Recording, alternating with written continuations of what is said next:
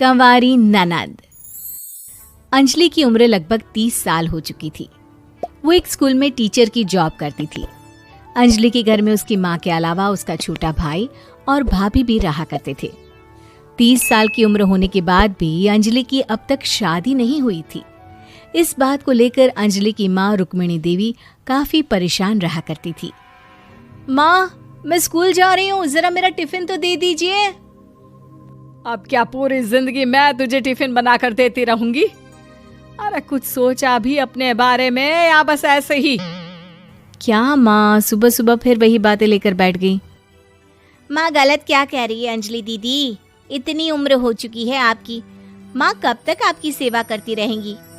भाभी, मैंने माँ को कब कहा कि मेरी सेवा करो?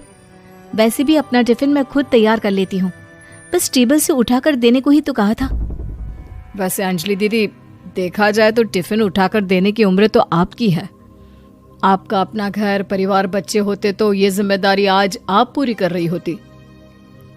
एक बात मेरी समझ में नहीं आती, अगर मेरी शादी नहीं हुई तो इसमें मेरी क्या गलती है और तुम सब लोग मेरे पीछे क्यों पड़े रहते हो?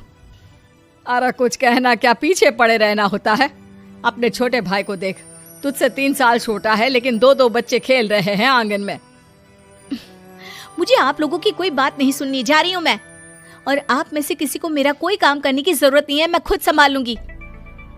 इतना कहकर अंजलि वहां से चली जाती है। शाम को जब अंजलि अपने स्कूल से लौटकर घर वापस आती है तो उसने देखा कि पड़ोस वाली निर्मला चाची वहां पर बैठी हुई थी। क्या बात है अंजलि बिटिया, नौकरी करके वापस आ गई? जी चाची जी, कैसी हैं आप? मैं तो ठीक हूँ बेटा, तुम बताओ शादी के बारे में कुछ सोचा या नहीं? अरे रहने दीजिए ना, इससे तो शादी की बात करना ही बेकार है। कुछ भी कहो तो गुस्सा करती है, बात बात पर आंखें दिखाती है। माँ, आप ऐसा क्यों कह रही हैं? मैंने कब आप पर गुस्सा किया? अरे अंजलि बेटा, तुम्हारी माँ ठीक ही तो कहती है। 30 की होने आई हो, अब तुम्हें भी शादी वादी कर लेनी चाहिए। चाची जी, आप तो ऐसे कह रही हैं जैसे शादी करने से मैंने मना किया हो। रहने दीजिए निर्मला चाची, हमारी अंजलि दीदी को अभी तक उनकी पसंद का दूल्हा नहीं मिला ना, इसीलिए वो शादी नहीं कर रही। भाभी, ऐसी कोई बात नहीं है। अरे तो फिर क्या बात है? तुम्हारी माँ ने तुम्हारे लिए इतने रिश्ते ढूंढे लेकिन तुम्हें कोई पसंद ही नहीं आता। क्या है ना चाची जी, हमारी ननद रानी नौकरी जो करती है, ऐसे ही थोड़ी ना किसी को पसंद कर लेंगी। अरे भाई, नौकरी का घमंड है तो बात अलग है, कोई और बात हो तो बताओ, कोई रास्ता निकाला जाए। नहीं नहीं चाची जी, कोई बात नहीं है, बस मुझे अभी तक अपनी पसंद का कोई मिला नहीं है। सुन लिया आपने?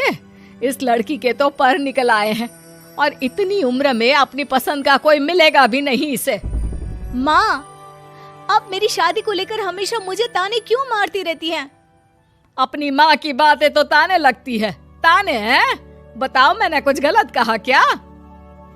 देखो, ये सब छोड़ो, मेरी दूर की बुआ का बेटा है, उसकी अभी शादी नहीं हुई है, उम्र होगी कोई 34-35 साल। आप कहें तो बात आगे बढ़ाऊं? अरे हाँ हाँ, क्यों नहीं, ये भी कोई पूछने की बात है। अरे जल्दी से लड़के को यहाँ बुला लो। माँ, आप मुझसे पूछे बिना मेरी शादी की बात करने जा रही हैं और मेरी उम्र 30 भी पूरी नहीं हुई है। निर्मला चाची कह रही है कि वो लड़का 35 साल का है। अंजलि दीदी, आपको क्या लगता है इस उम्र में कोई फिल्म का हीरो आएगा आपके लिए? देखिए, अब पसंद और नापसंद की बात तो रहने दीजिए, पसंद करने की उम्र तो आपकी निकल चुकी। अब तो जो भी मिले उसी से शादी कर लीजिए, इसी में भलाई है। तेरी भाभी बिल्कुल ठीक कह रही है। अब जैसा रिश्ता मिले उसके लिए हाँ कर देना, ताकि हम भी गंगा नहाए। ठीक है, चलिए मैं उस लड़के को कहती हूँ, वो कल ही अंजलि को देखने आ जाएगा। अगले दिन निर्मला चाची के दूर का रिश्तेदार अंजलि को देखने उसके घर आता है। उसका नाम था अजय।